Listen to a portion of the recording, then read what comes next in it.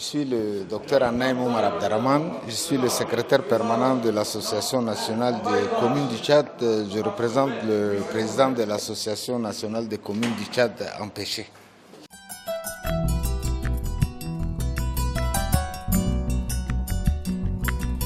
Je vous informe que nous sommes au niveau de la première mandature, bien que nous soyons membres fondateurs de CGLU et de CGLUA. Donc les trois piliers sont très importants pour nous. Mais le pilier renforcement de capacité, nous l'avons entamé déjà par l'intermédiaire d'autres bailleurs de fonds. Mais ce qui est très intéressant pour nous, c'est le programme qui nous a été déroulé à travers l'académie, la formation des secrétaires généraux, des directeurs techniques et des responsables financiers. Moi, j'ai eu l'avantage d'être formé en tant que responsable financier, mais je ne suis plus dans la commune. J'assure des formations en gestion financière municipale, mais si de tels modules sont présentés, nous ne manquerons pas d'envoyer les agents communaux parce que les besoins sont immenses au niveau du Tchad.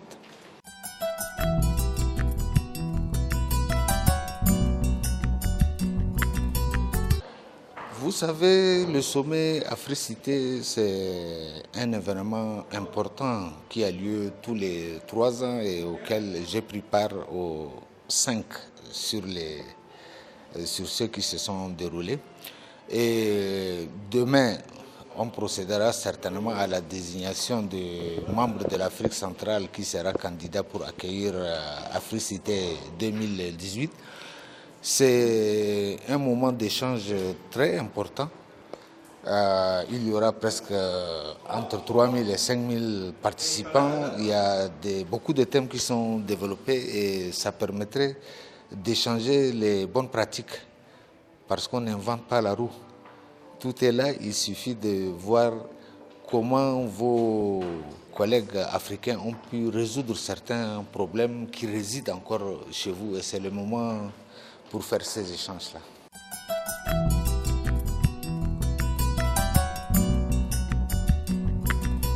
Au niveau de l'Association nationale des communes du Tchad, nous avons développé 3 axes. Un, c'est sur le volontariat qui a commencé il y a 2 mois où on a essayé de placer dans 5 communes pilotes 2 volontaires, c'est-à-dire ce sont des jeunes diplômés sans emploi. Et nous espérons que les élus locaux auront le courage de recruter ces jeunes après leur passage. Parce que les collectivités territoriales décentralisées ont besoin de cadres dynamiques qui ne sont pas gangrénés par le comportement de la fonction publique. Parce que généralement, quand on mute quelqu'un de la fonction publique vers nationale vers la fonction publique locale, il transfère le mauvais comportement. Donc nous venons d'adopter notre référentiel de métiers municipaux qui sera publié avant Africité. Et il y a une loi sur la fonction publique territoriale qui est en cours. Nous avons aussi, toujours avec la coopération française, mis en place un fonds de développement local et à travers ce fonds, beaucoup de projets communaux en relation avec les jeunes et avec les femmes qui vivent dans des conditions de précarité ont été pris en compte. C'est un projet qui mobilise presque 6200 personnes, dont plus de 70% sont des jeunes et des femmes démunies. Donc, le 3e axe, ça concerne l'électorat, les élus communaux, femmes, parce que chez nous, au Tchad, il y a 4 maires titulaires au niveau régional. Il y a une au niveau départemental et une au niveau d'un arrondissement. Donc c'est faible. Mais sur le pourcentage de conseillers élus, sur 963, il y a 145 femmes. sur les 963. C'est les premières élections. Peut-être que les gens n'ont pas osé, mais peut-être qu'avec en 2018, il y aura d'autres élections. Peut-être que les femmes vont beaucoup se présenter.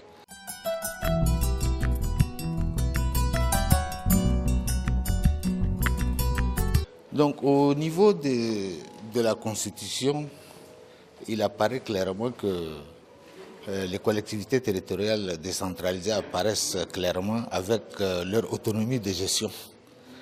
Mais beaucoup de décrets, des lois sur la décentralisation ont été pris, mais il n'y a pas de décret d'application. C'est ce qui bloque le transfert réel de compétences et le transfert réel de ressources. Parce que normalement, le transfert de compétences doit être concomitant avec le transfert de ressources. On ne peut pas. L'État qui est un chameau ne doit pas décharger sa charge sur l'âne qui est une commune. Ce qui n'a pas pu résoudre avec des moyens colossaux ne pourront pas être résolus avec des moyens réduits que sont les communes.